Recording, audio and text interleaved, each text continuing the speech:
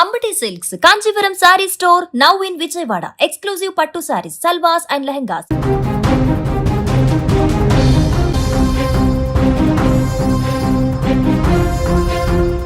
పశ్చిమాసియాలో తీవ్ర ఉద్రిక్త పరిస్థితులు నెలకొన్నాయి. అమెరికా, ఇజ్రాయెల్ సంయుక్తంగా జరిపిన మెరుపు దాడిలో ఖమేనీ హతమైనట్లు ఇరాన్ అధికారికంగా ధృవీకరించింది. దీంతో పశ్చిమాసియాలో విపరీతమైనటువంటి ఉద్రిక్త పరిస్థితులు ఇప్పుడు పతాక స్థాయికి చేరుకున్నాయి. తన నాయకుడి మరణానికి ప్రతీకారంగా ఇరాన్ వందలాది డ్రోన్లు, మిసైళ్లతో ఇజ్రాయెల్ పైన విరుచుకుపడుతుంది. ఇక డ్రోన్లతో ఏ రకంగా అంటే గతంలో మనం చూసాం, హమాస్ ఇజ్రాయెల్ పైన దాడి చేసినప్పుడు ఎంత దారుణమైనటువంటి పరిస్థితుల్లో ఆ యొక్క పారాషూట్ల సహాయంతో, డ్రోన్ల సహాయంతో విరుచుకుపడి ఏ రకంగా దారుణమైనటువంటి హింసకు పాల్పడ్డారు. ఇప్పుడు అదేటువంటి స్కెచ్తో ముందుకు వెళ్ళబోతున్నట్టు కనపడుతుంది.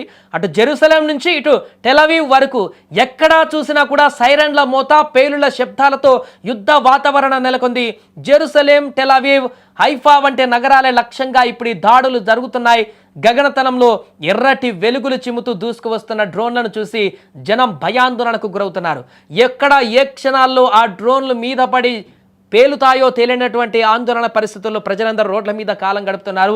ఇజ్రాయెల్ ఉత్తర ప్రాంతాల్లో ప్రజలను సురక్షిత ప్రాంతాలకు ఇప్పటికే తరలించారు.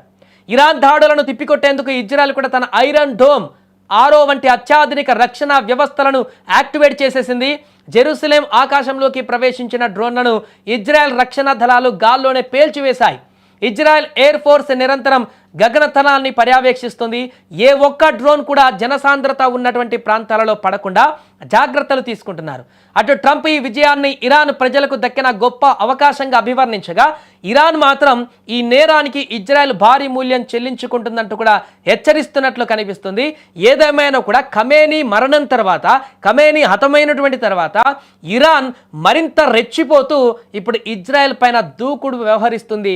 తమ దగ్గర ఉన్నటువంటి అన్ని రకాల ఆయుధాలను ఇప్పుడు వినియోగించడానికి సిద్ధమైనట్టుగా కనపడుతుంది.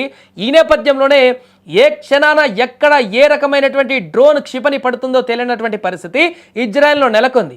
ఇజ్రాయెల్ కూడా అంతే ధీటుగా అటువైపు నుంచి వస్తున్నటువంటి డ్రోన్లను, మిసైళ్లను, ఆ క్షిపణులను అడ్డుకునేటువంటి ప్రయత్నంలోగా వారి దగ్గర ఉన్నటువంటి అత్యాధునికమైనటువంటి ఆయుధాలను కూడా బయటకు తీసి అడ్డుకుంటుంది. అంతేకాకుండా ఇరాన్లో కొనసాగుతున్నటువంటి దాడులను నేలమట్టం చేసేటువంటి విధంగా ప్రతి దాడులు కూడా కొనసాగిస్తుంది.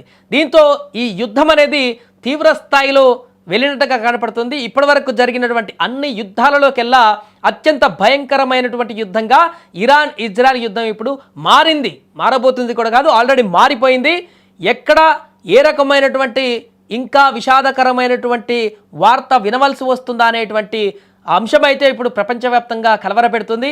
ఎందుకంటే మిగతా గల్ఫ్ దేశాలు కూడా ఇప్పుడు చాలా ఆగ్రహంతో ఉన్నాయి. అక్కడ కూడా ఇరాన్ దాడులు చేసింది. అక్కడ ఉన్నటువంటి అన్ని దేశాలలో కూడా ఇప్పుడు కయ్యం పెట్టుకున్నట్టుగా మారింది ఇరాన్. దీంతో గల్ఫ్లో ఉన్నటువంటి మిగతా దేశాలన్నీ కూడా పూర్తి స్థాయిలో పడి ఇరాన్ చర్యను వ్యతిరేకిస్తున్నాయి. ఇరాన్ చేసినటువంటి దాడులను తీవ్ర స్థాయిలో ఖండిస్తున్నాయి. తమ దేశంలో కూడా దాడులకు పాల్పడడం అనేది జీర్ణించుకోలేకపోతున్నాయి.